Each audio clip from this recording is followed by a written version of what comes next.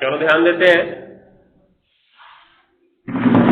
ऑक्साइडों के बारे में अध्ययन कर रहे थे हम लोग, जिसमें हमने बताया कि इस वर्ग के तत्वों का जो सामान्य ऑक्साइड होता है वो F2O3 प्रकार का होता है। ये सामान्य ऑक्साइड इस सूत्र का बनता क्यों है? क्योंकि तुम्हें पता है कि ऑक्सीजन बनाता है 2- और ये सारे के सारे तत्व साधारण रूप से कितना माइनस बनाते थे? 3-। क्यों जी? क्योंकि इनके बाहरी कोश में 5 इलेक्ट्रॉन होते हैं। इनके बाहरी कोश का इलेक्ट्रॉनिक विन्यास हमने लिखवाया NH2 NP3 2 और 3 जोड़ लो, कितना है? 5। कोई भी परमाणु अपना अष्टक पूरा करना चाहता है। क्या करना चाहता है?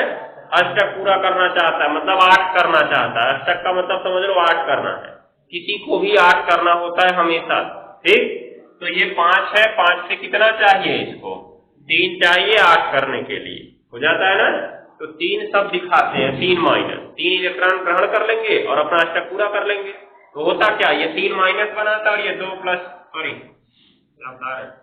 ये 3+ यहाँ पे बनाएगा। क्यों बनाएगा? क्योंकि ऑक्सीजन की विद्युत ऋणात्मकता इनसे ज्यादा होती है, ठीक है? क्योंकि ऑक्सीजन की विद्युत ऋणात्मकता इनसे ज्यादा होती है। ध्यान देने वाली बात है। अभी साधारण रूप से हम जानते हैं कि ये भी माइनस बनाएगा और ये भी माइनस बनाएगा। एक चीज ये भी कॉन्सेप्ट समझ लो। साधारण तरीके से यक का मतलब क्या है? नाइट्रोजन, फास्फोरस, आर्सेनिक, एंटीमनी और क्या? बिस्मथ। और अगर तुम इसमें देखो तो क्या होगा? नाइट्रोजन 3-, फास्फोरस भी 3-, आर्सेनिक भी 3-, एंटीमनी भी 3-, बिस्मथ मान लो 3+ बनाता है क्योंकि इसमें क्षारीय गुण आ जाता है, ठीक है ना? तो अब इनको देख रहे हो, ये सब माइनस बना रहे हैं, ये भी माइनस बना रहे हैं। जब ये जाते हैं ऑक्सीजन के साथ जुड़ने के लिए तो ऑक्सीजन भी तो 2- बना रहा है। बना रहा है नहीं बना रहा है? बना रहा है ना? तो क्या होता है कि ये ऑक्सीजन के साथ जब जुड़े हैं तो इसका क्या मतलब निकला? इस पर भी ऋणावेश, इस पर भी ऋणावेश। इसका मतलब दोनों ने इलेक्ट्रॉन ग्रहण किया?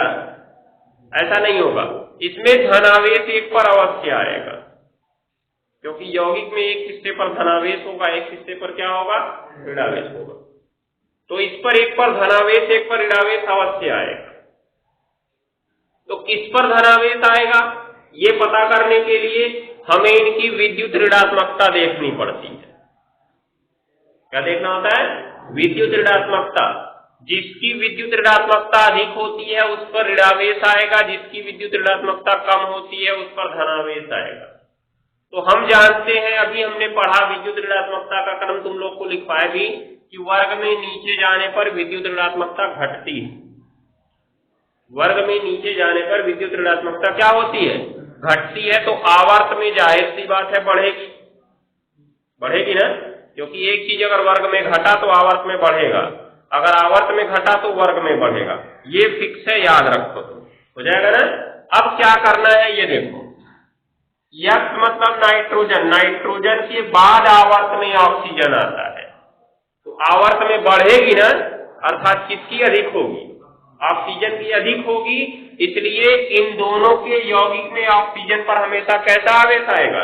ऋणावेश। और इस पर कैसा आवेश आएगा? धनावेश। हो जाएगा ना? ये चीज को तुमको ध्यान में रखना है। तो नाइट्रोजन पर आएगा धनावेश और उसके बाद ऑक्सीजन पर क्या आएगा? ऋणावेश। तो इनके जितने भी ऑक्साइड बनेंगे सभी पे, चाहे नाइट्रोजन, चाहे फास्फोरस, चाहे आर्सेनिक, चाहे एंटीमनी, चाहे बिस्मथ, सबके ऊपर कैसा आवेश आएगा? धनावेश। और इनके साथ जुड़े हुए ऑक्सीजन पर कैसा आवेश आएगा? हमेशा ऋणावेश, क्योंकि ऑक्सीजन की विद्युत ऋणात्मकता इन सबसे अधिक हो जाएगा। तो ये चीज को याद रख लेना कि किसी भी यौगिक में किस भाग पर ऋणावेश आएगा और किस भाग पर धनावेश आएगा, ये कैसे निर्धारित होगा? विद्युत ऋणात्मकता से। किससे? विद्युत ऋणात्मकता से। जिसकी विद्युत ऋणात्मकता अधिक होगी उस हिस्से पर क्या आएगा? ऋणावेश। और जिसकी विद्युत ऋणात्मकता कम होगी उस हिस्से पर क्या आएगा? धनावेश। हो जाएगा ना? और विद्युत ऋणात्मकता क्योंकि तुमने पढ़ रखा है वर्ग में घटती है, तो इसलिए रट लो की आवर्त में क्या होगी? बढ़ेगी। हो जाएगा? ये चीज को ध्यान में रखना है। अब ये प्रकार से हमने अपना ऑक्साइड पढ़ा। पहला ऑक्साइड था H2O3 जो सब बनाते थे, कहां से लेकर, नाइट्रोजन से लेकर बिस्मथ तक बनाते थे ना।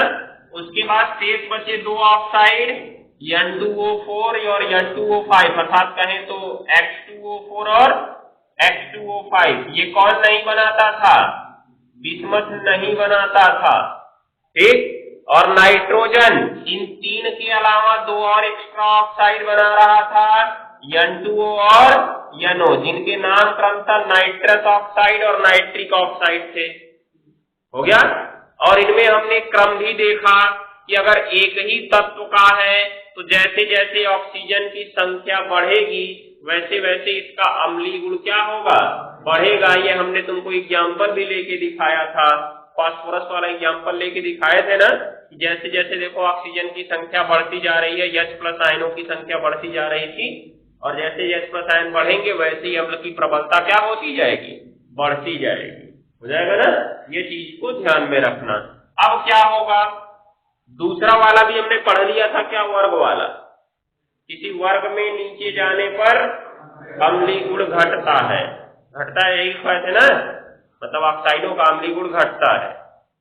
लिखवाया गया है। ऊपर वाला हमने लिखवाया प्रबल अम्लीय, फिर क्या लिखवाए, अम्लीय, फिर उसके बाद उभयधर्मी, फिर उभयधर्मी, और उसके बाद क्षारीय, लिखवाया ना। ये क्रम लिखवाया गया। इससे हमको पता चला कि ऊपर तो हमने प्रबल अम्ल से शुरू किया और नीचे हम पहुंच गए क्षार पे। नीचे हम पहुंच गए किस पे, क्षार पे, अर्थात अम्लीय गुण घटा और कौन सा गुण बढ़ा, क्षारीय गुण बढ़ा। हो जाएगा ना, ये चीज को तुमको याद रखना है। चलो आगे हम लोग पढ़ते हैं। ऑक्साइड मतलब खत्म हो चुका है ऑक्साइड के बारे में, और ज्यादा जानकारी हमको नहीं लेनी है। चलो अब पढ़ते हैं आगे।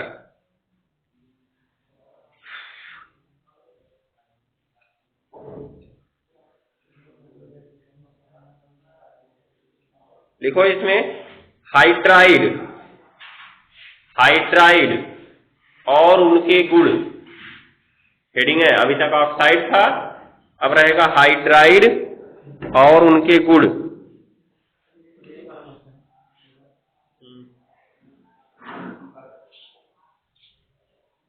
हाइड्राइड और उनके गुण।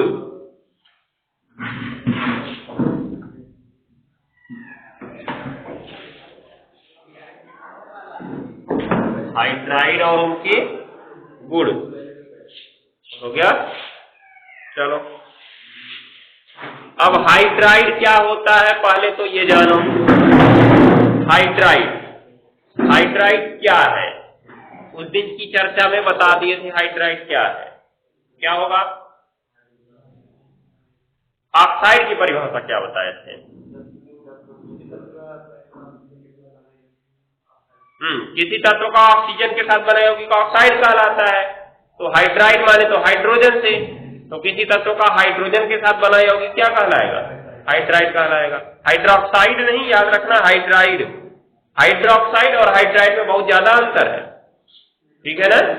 हाइड्रोक्साइड में OH होता है और वो क्षार होता है, और हाइड्राइड, हाइड्राइड भी क्षारीय गुण रखता है लेकिन हाइड्रोक्साइड की अपेक्षा कम, और जब वो जल में घुलता है ना तब अपना क्षारीय गुण दिखाता है। कौन, हाइड्राइड। जैसे तुम्हारा NH3, NH3 एक हाइड्राइड है, और जब इसको जल में घोलते हैं तब ये बना लेता है NH4OH। क्या बना लेता है जी, NH4OH, अमोनियम हाइड्रोक्साइड, ठीक है ना। तो हाइड्राइड भी क्षारीय प्रकृति के होते हैं, लेकिन उनकी क्षारीय प्रकृति जल में घोलने के बाद दिखती है, और वो दुर्बल क्षारीय प्रकृति के होते हैं। कैसे होते हैं, दुर्बल। वो भी नीचे जाने पर उनकी क्षारीय गुण घटने लगते हैं। लिखते हैं, अभी देखते हैं क्या होता है। लिखो, किसी तत्व का हाइड्रोजन के साथ बना यौगिक, किसी तत्व का हाइड्रोजन के साथ बना यौगिक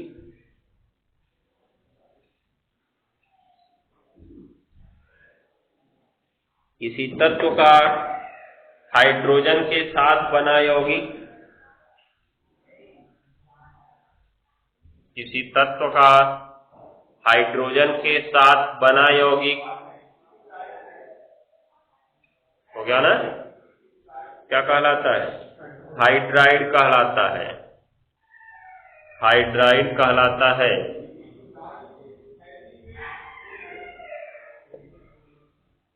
हो गया ना? तो अब देखो इनका हाइड्राइड कैसे बनेगा। H तो है प्लस बनाता है और N जो है कितना माइनस बनाता है? 3 माइनस। अब क्योंकि इसने कैसे पता कर लिए कि नाइट्रोजन पर ऋणावेश आएगा, हाइड्रोजन पर धनावेश आएगा? क्योंकि नाइट्रोजन की विद्युत ऋणात्मकता अधिक है और हाइड्रोजन की क्या है? कम है। तो इससे हमने पता कर लिया। सूत्र बनाने के लिए इनका आवेश लिखो, आवेश कट गया तो ठीक, नहीं तो उल्टा नीचे लिख दो। कहने का मतलब इसका 3 है और इसका कितना है? 3 से 1 कटेगा कुछ नहीं, तो इसका 3 H के नीचे लिख दो, इसका 1 किसके नीचे लिख दो? N के नीचे। कोई भी यौगिक है बनके तैयार, चाहे कोई भी यौगिक हो जाए बनके तैयार हो जाएगा। अभी जो तुम्हारा H2O3 वाला दिखा था ना, N पे 3 प्लस आता और O पे क्या आता? 2 माइनस। तो इसका 2 इसके नीचे और इसका 3 इसके नीचे। देखो N2O3 बनके तैयार दिख रहा है ना। तो कोई भी यौगिक तुमको तैयार करना है तो उसका आवेश याद रखो, ठीक? आवेश याद रखो, तुम्हारा काम हो जाएगा। H2SO4 कैसे बना होगा? H2SO4 कहीं से अपने आप से उड़ के नहीं बना था, ऐसे ही बना था। H प्लस होता है और SO4 पे क्या होता है? 2 माइनस। नहीं कटता है ना, तो इसके नीचे 2 और इसके नीचे 1, तो H2SO4 बन जाता है। इसके नीचे 1 लगाएंगे तो मतलब नहीं निकलेगा ना, H2SO4 बन जाता है। बनता है नहीं बनता है? ऐसे ही यौगिक बनते हैं, उनका आवेश बस याद रखो तुम। मान लो एल्यूमिनियम सल्फेट बनाना है हमको। क्या बनाना है जी? Aluminium sulphate. तो कौन कौन चाहिए तुमको? एल्यूमिनियम चाहिए और कौन चाहिए? सल्फेट चाहिए। तो सल्फेट का तो SO4 पे 2 माइनस जानते हो, तनिक एल्यूमिनियम का बता दो। 3 प्लस जानते हो ना। तो इतना जान लो तो यौगिक तुम्हारे पास है, कुछ सोचने की जरूरत नहीं है। ये लगा दो इसके नीचे, ये लगा दो इसके नीचे, Al2, उसके बाद SO4 थ्राइस। हमसे केमिस्ट्री के वाइवा में पूछा था एल्यूमिनियम नाइट्रेट का सूत्र, ओनली 1 क्वेश्चन, एल्यूमिनियम नाइट्रेट का सूत्र। जल्दी जल्दी पहली बार गलत बता दिए, वो बेचारा ध्यान से सुन नहीं पाया, कहा क्या हम समझ गए हम गलत बताए हैं। उसके बाद तुरंत दिमाग लगाए, भेजे इधर उधर, बता दिए सही कहा, बहुत बढ़िया, जाओ। समझ गए? तो क्या हुआ? एल्यूमिनियम नाइट्रेट बनाना है ना, तो एल्यूमिनियम 3 प्लस और नाइट्रेट 1 माइनस। नाइट्रेट क्या होता है? 1 माइनस। पहले हम इसकी तरह बता दिए थे, बता दिए Al2NO3 थ्राइस, लेकिन कहा क्या हम क्या लगता है गलत है, अब ये इसीलिए दोबारा पूछा है, तुरंत हम कहे AlNO3 थ्राइस। समझ गए? देखो क्या होगा, इसका 3 इसके नीचे और इसका 1 इसके नीचे, तो Al के नीचे कुछ नहीं आया, लेकिन NO3 के नीचे क्या आ जाएगा? थ्राइस आ जाएगा। देख रहे हो कि नहीं देख रहे हो? तो आवेश याद रखो, यौगिक तुम्हारे पास है, ठीक? ये इंपॉर्टेंट चीजें हैं, तुमसे पूछी जा सकती हैं और तुम्हारे एग्जाम की दृष्टि से भी इंपॉर्टेंट है, क्योंकि कई यौगिक हमको ऐसे मिलेंगे जो अभिक्रिया में बनते हैं, अगर सूत्र नहीं याद है तो फंस जाओगे। तो इसलिए सूत्र याद करने का आसान तरीका है, आवेश याद रखो सबका, सूत्र अपने आप बन जाएगा किसी का भी। समझ गए? अब देखो एल्यूमिनियम को हमने सल्फेट के साथ भी जोड़ के बना लिया, नाइट्रेट के साथ भी जोड़ के बना लिया। क्या रटे हम सूत्रों को? रटे नहीं, बना लिए। हो जाएगा ना? तो इस तरह से तुम बना सकते हो चाहे कोई भी यौगिक हो। तो हमारा काम तो यहाँ पे देखना था हाइड्राइड। तो हाइड्राइड में N पे 3 माइनस और H प्लस तुमको दिख गया कि सूत्र बना NH3। अब खाली N ही तो ऐसा नहीं करेगा, सब करेंगे ऐसा, करेंगे ना? तो सब ऐसा करेंगे तो N की जगह हम काहे नहीं X रख दे ना, तो इसको XH3 कर दे, अर्थात ये सभी किस सूत्र का हाइड्राइड बनाते हैं? XH3 सूत्र का हाइड्राइड बनाते हैं, जहां X की जगह पे नाइट्रोजन भी हो सकता है, फास्फोरस भी हो सकता है, आर्सेनिक, एंटीमनी और बिस्मथ सब हो सकते हैं। हो जाएगा ना? तो लिख सकते हो, क्या लिखे? तो लिखो, इस वर्ग के सभी तत्व इस वर्ग के सभी तत्व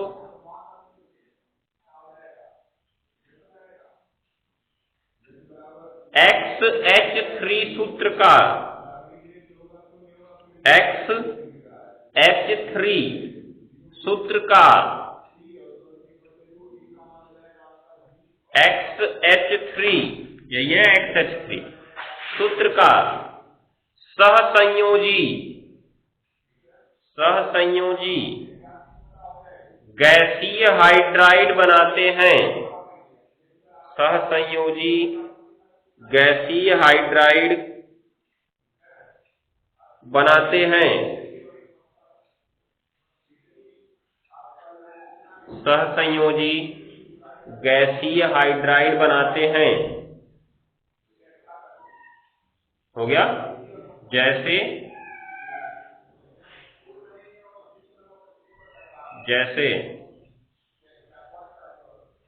हो गया? देखो कैसे, नाम लिखना शुरू करो सबका फटाफट। पहले तो यन से ही शुरू किया जाएगा, तो NH3 नाम तो इसका जानते ही होंगे, अमोनिया। PH3 इसका नाम है फास्फीन। ये दोनों पढ़ना था लेकिन अब फास्फीन हट गया इस बार।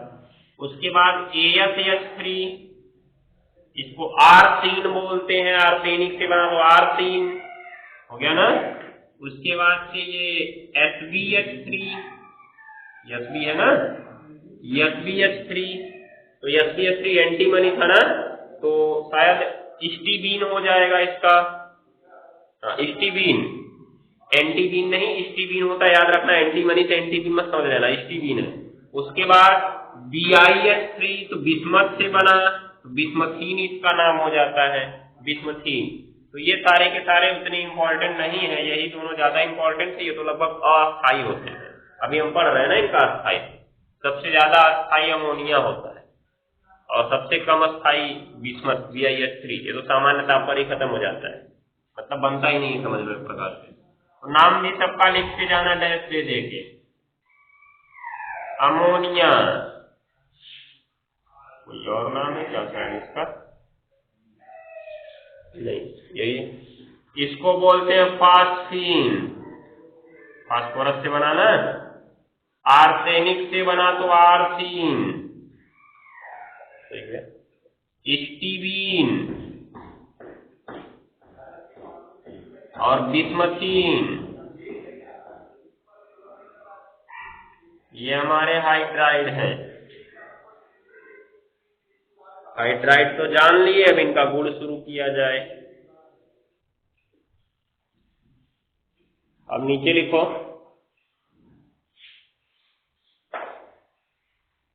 ये सभी हाइड्राइड विषैले होते हैं। ये सभी हाइड्राइड विषैले होते हैं।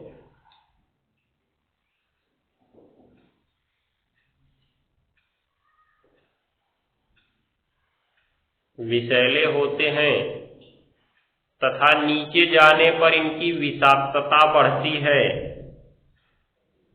तथा नीचे जाने पर इनकी विषाक्तता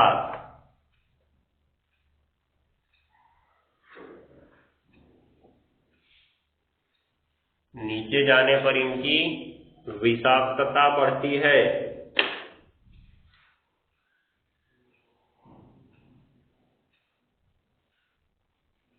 नीचे जाने पर इनकी विषाक्तता बढ़ती है। हो गया ना? अब लिखो आगे। सबसे विषैला यही होगा, बिस्मथीन। अमोनिया भी विषाक्त है लेकिन कम है, समझ गए? आगे लिखो, इंडिकेट पॉइंट। Indicate point. इन हाइड्राइडों का तापीय स्थायित्व, इन हाइड्राइडों का तापीय स्थायित्व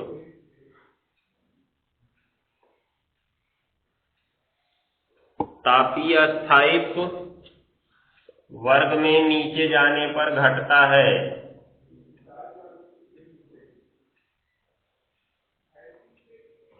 वर्ग में नीचे जाने पर घटता है।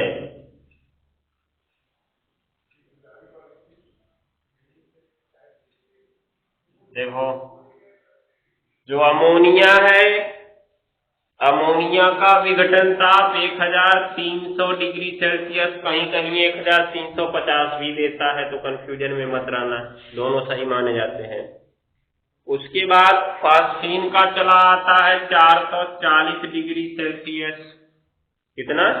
440। और इसका 280 डिग्री सेल्सियस, और इसका 150 डिग्री सेल्सियस, और इसका कमरे का ताप। कहने का मतलब जो अमोनिया है 1300 डिग्री सेल्सियस पर विघटित होगा। क्या होगा? विघटित होगा। विघटन होना क्या होगा? अपने परमाणुओं में फिर टूट जाए। मतलब अमोनिया किससे बना है? नाइट्रोजन से और हाइड्रोजन से ना। अमोनिया अगर नाइट्रोजन और हाइड्रोजन में अलग अलग फिर टूट गया तो ये कह देते हैं इसे विघटन। क्या कह देते हैं जी? विघटन। मतलब किसी भी यौगिक का अपने अवयवी परमाणुओं में पुनः टूट जाना क्या कहलाता है? उसका विघटन कहलाता है। और यह प्रक्रिया जिस ताप पर होती है उसे हम क्या कहते हैं? विघटन ताप कहते हैं। हो जाएगा ना? तो अब सोचने वाली बात है, अमोनिया का है 1300, इसका अचानक बहुत कम हो गया, फिर देखो ये ठीक है, ये भी कुछ ठीक है, ये ठीक है, मतलब इन सब में ज्यादा अंतर नहीं है। 400 से 280, 40 से 280 मतलब 160 घटा है। 280 से 150 मतलब 130 घटा है।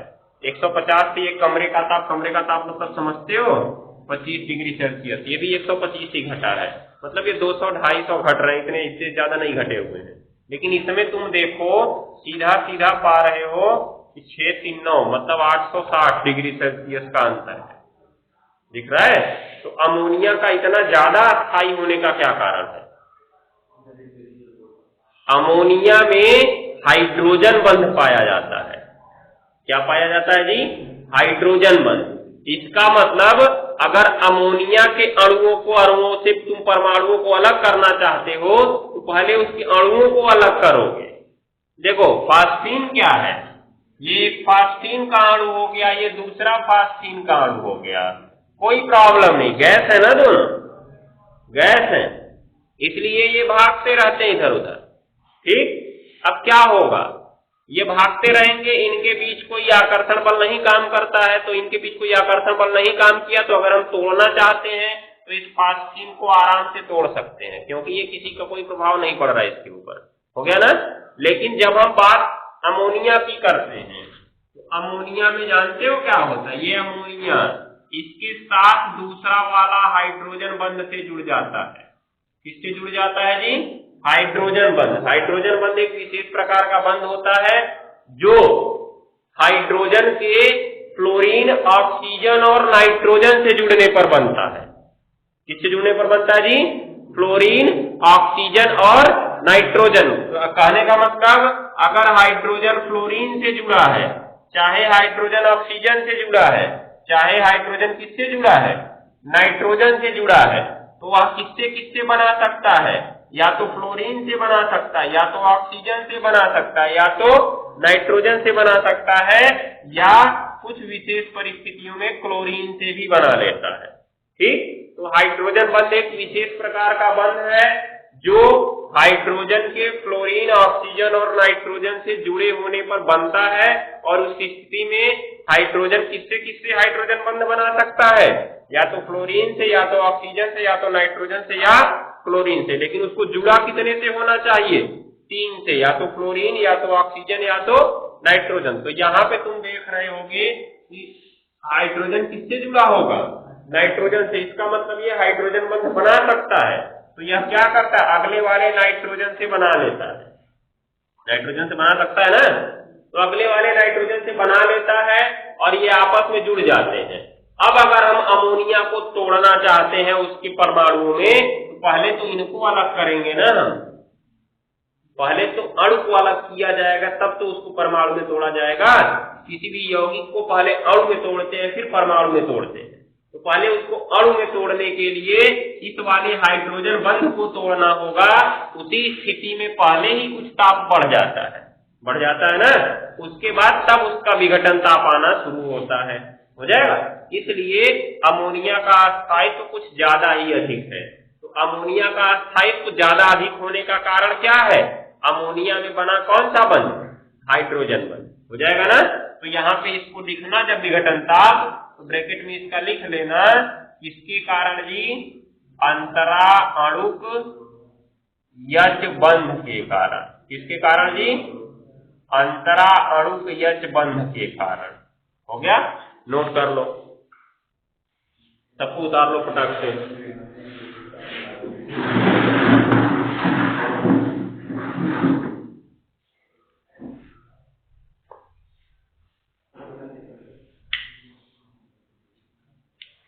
चलो अभी नीचे लिखो, आप नीचे लिखो। इन हाइड्राइडों में क्षारीय गुण पाया जाता है। इन हाइड्राइडों में क्षारीय गुण पाया जाता है।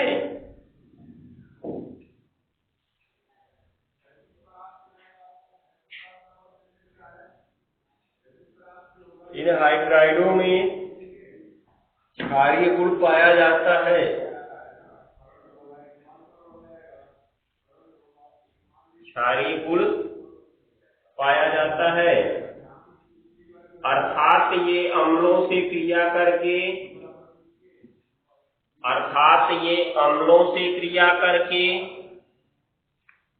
लवण बनाते हैं। क्यों जी? अम्ल बना क्षार बराबर लवण बनता है ना।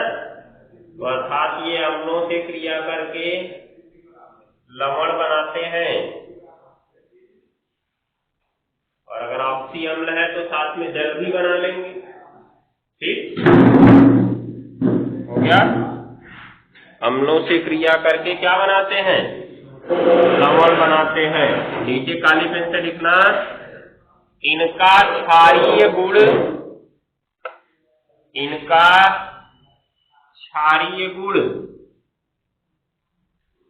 वर्ग में नीचे जाने पर घटता है। इनका क्षारीय गुण वर्ग में नीचे जाने पर घटता है। देखो हो क्या रहा है, ये हमारे हाइड्राइड है, ये होता है क्षारीय प्रकृति का, ये होता है दुर्बल क्षारीय, बात नहीं। उसके बाद ये होता है उदासीन, और ये क्या होता है? उदासीन, और लास्ट वाला भी उदासीन। हो गया ना, क्योंकि इनकी क्षारीय पर नीचे जाने पे घट रही थी ना। देखो ये क्षारीय था, ये दुर्बल क्षारीय था, इसमें सब में क्षारीय समाप्त ही हो गया, सब उदासीन है। ठीक है, मतलब ना तो ये अम्ल से क्रिया करते हैं ना तो क्षार से क्रिया करते हैं, तो नोट कर सकते हो।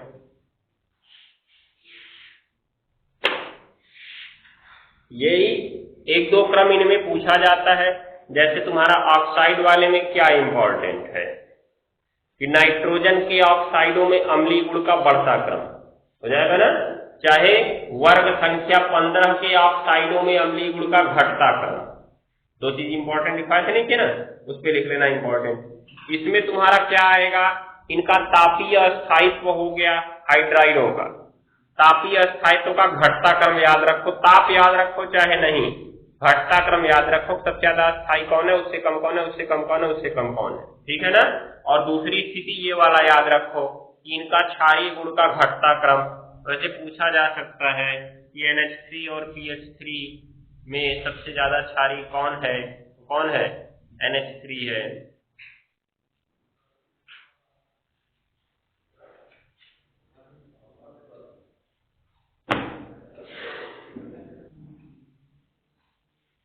हो गया जी।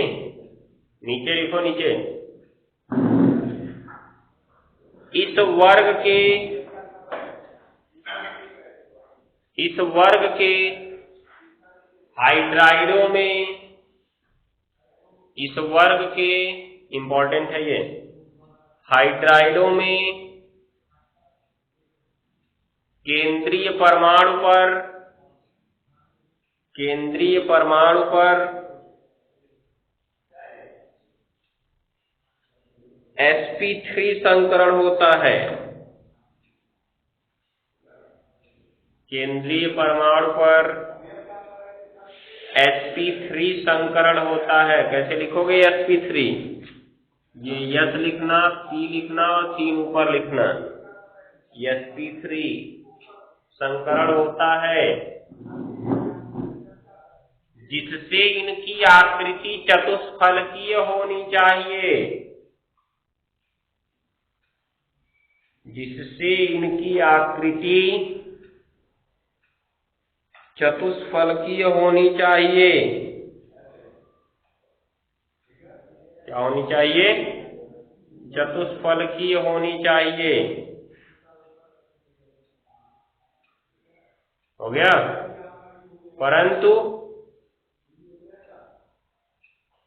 परंतु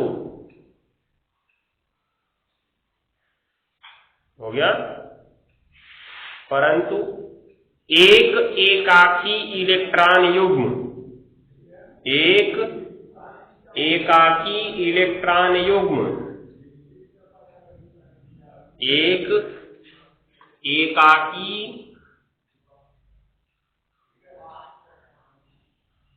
इलेक्ट्रॉन युग्म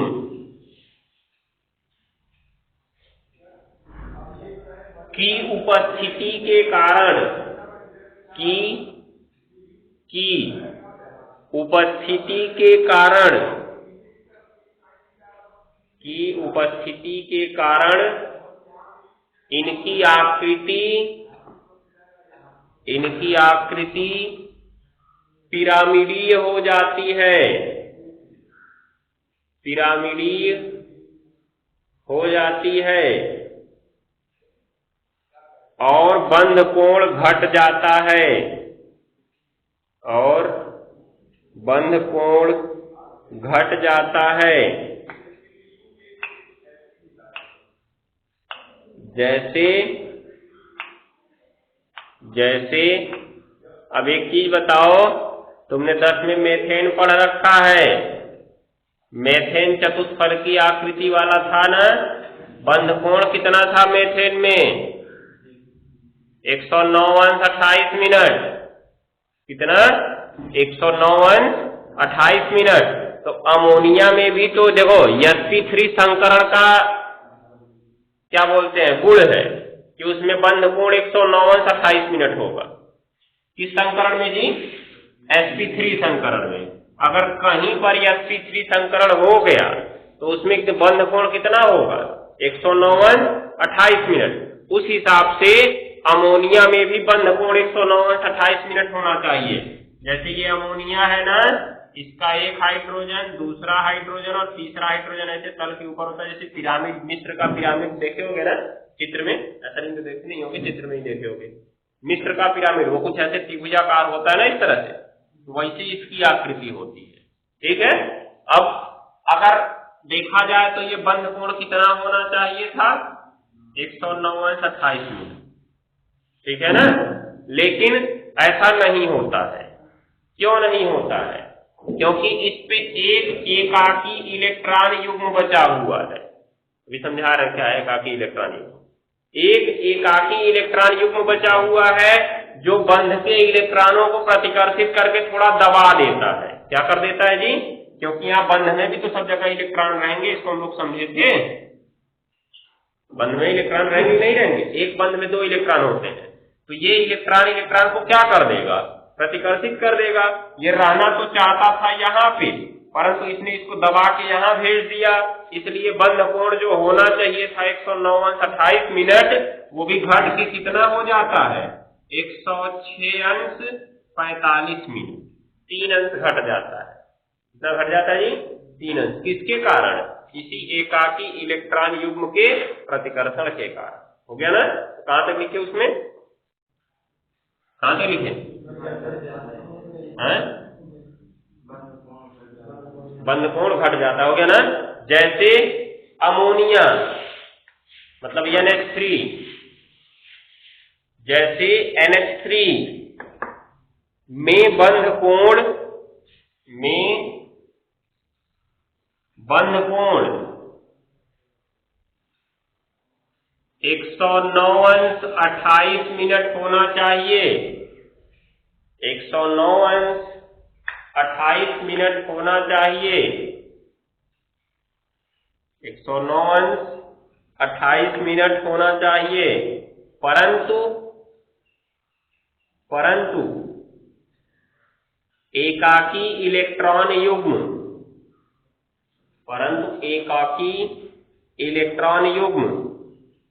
प्रतिकर्षण के कारण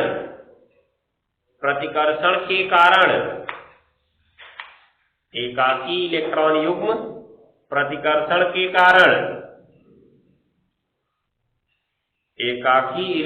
युग्म प्रतिकर्षण के कारण हो गया बंध कोण घटकर 106°45' हो जाता है। 106°45' हो जाता है। हो गया ना? ये बात को ध्यान में रखना है। चित्र इसका बना लेना है। चित्र बना लो।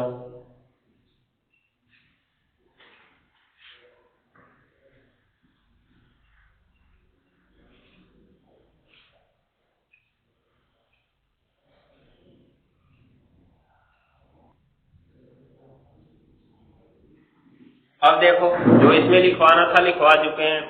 याद रखना, इस पे sp3 संकरण होता है। कौन सा संकरण होता है? sp3 संकरण होता है, जिससे इनकी आकृति चतुष्फलकीय होनी चाहिए थी, परंतु एक एकाकी इलेक्ट्रॉन युग्म हो जाने के कारण इनकी आकृति कैसी हो जाती है?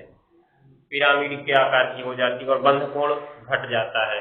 देखो, अभी यहीं पे अगर बंध बना होता ना, तो ऐसे ही यहाँ पे एक और जुड़ गया होता तो देखो मेथेन की तरह दिखने लगा ना, तब चतुष्फलकी बन गया होता। परंतु ऐसा था नहीं, 3 ही बेचारा बनाता है। ये एकाकी इलेक्ट्रॉन युग्म है। एकाकी इलेक्ट्रॉन युग्म क्या है?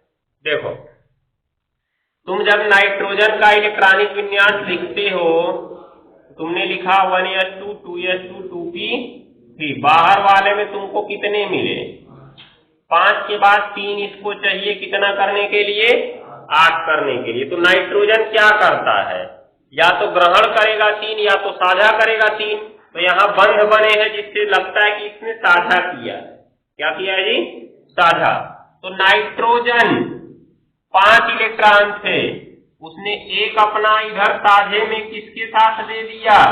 हाइड्रोजन के साथ। देखो साझा कैसे होगा? ये एक बंध बना है ना, तो इसमें एक नाइट्रोजन अपना देगा और एक हाइड्रोजन अपना देगा। तो हाइड्रोजन के पास तो एक ही होता ही है, ठीक है ना? वो भी अपना वो साझे में लगा देता है, दे दिया उसने, एक से ज्यादा लगा ही नहीं सकता है। दूसरा इस वाले के पास एक दे दिया ना, और तीसरा इसके पास एक दे दिया। दिख रहा है नहीं दिख रहा है? तो कितने हो गए इसके? यहाँ पे 1 2 और 3 हो गए ना, और जबकि थे कितने नाइट्रोजन के पास? 5 इलेक्ट्रॉन थे। बचे कितने उसके? उन दो ने किसी से बंध बनाया? यहाँ पे नहीं बनाया, 3 ही ने तो बनाया ना। 2 बचे, वही 2 क्या कहलाएंगे? एकाकी इलेक्ट्रॉन युग्म कहलाएंगे। युग्म मतलब जोड़ा। देखो जोड़े में है ना 2 इलेक्ट्रॉन, तो कहेंगे एकाकी इलेक्ट्रॉन युग्म है ये। तो एकाकी इलेक्ट्रॉन युग्म समझ में आया क्या है? बाहरी कोश का वह इलेक्ट्रॉन जो बंध नहीं बनाता है। बाहरी कोश का वह इलेक्ट्रॉन जो बंध नहीं बनाता है क्या कहलाता है? एकाकी इलेक्ट्रॉन युग्म कहलाता है। समझ गए? जो बंध नहीं बनाता है क्या कहलाता है? एकाकी इलेक्ट्रॉन युग्म कहलाता है। हो जाएगा, ये ध्यान में रखना है। अब देखो इसके 2 इलेक्ट्रॉनों ने बंध नहीं बनाया, इसलिए हम इसको कहेंगे एकाकी इलेक्ट्रॉन युग्म। ठीक, ऐसे ही अगर H2O की तुम चर्चा करते ना, तो H2O ऑक्सीजन के बाहरी कोश में होते हैं 6, उसको कितना चाहिए? 2। तो ऑक्सीजन एक इधर हाइड्रोजन को दे के साझा कर लेता है और एक इधर हाइड्रोजन को दे के साझा कर लेता है। देखो H2O हो गया नहीं हो गया? बचे कितने इसके? 4 बच जाएंगे ना, 6 था उसके पास, 2 ही दिया, 4 बचे, मतलब कितने एकाकी इलेक्ट्रॉन युग्म बचे? 2 2 4 तो इलेक्ट्रॉन है, 2 युग्म हो गए ना, तब 2 2 का जोड़ा, देख रहे हो ना? तो इसके पास 2 एकाकी इलेक्ट्रॉन युग्म। तो क्या समझ गए एकाकी इलेक्ट्रॉन युग्म से? ये बाहरी कोश का इलेक्ट्रॉन होता है। किसका होता है जी? बाहरी कोश का। और वह इलेक्ट्रॉन होता है जो बंध बनाने में भाग नहीं लेता है। हो जाएगा ना? ये चीज को याद रखना, गांठ बांध लेना, लिख लेना कॉपी में अपने एकाकी इलेक्ट्रॉन युग्म होता क्या है। ठीक, तो इस प्रकार से देखो, ये इसका गोला अगर हम बनाए तो साझे के साथ गोला बनता है। नाइट्रोजन के गोले में देख लो 8 होंगे, 2 ऊपर, 2 इधर, 2 इधर, 2 इधर, 8 है कि नहीं है? जिसमें से 5 उसके खुद के थे और 3 उसने साझे में लिया है ना। लेकिन हाइड्रोजन का 1 था, 1 साझे में दिया था तो उसका 2 हो गए। 1 था, 1 साझे से मिला 2 हो गए, 1 था, 1 साझे से मिला 2 हो गए। अब कहोगे नाइट्रोजन में 8 हुआ ही नहीं, सबको तो अष्टक पूरा करना था। नाइट्रोजन अपवाद दिखाता है। नाइट्रोजन जाता है हीलियम के पास, हीलियम भी अफ्री गैस है ना। कितना होता है हीलियम के पास? 2 होता है। इसलिए हाइड्रोजन 8 नहीं कर पाता, तो कितना कर लेता है? 2 कर लेता है। ठीक, हाइड्रोजन को छोड़ के शेष सभी अपने में कितना करना चाहते हैं?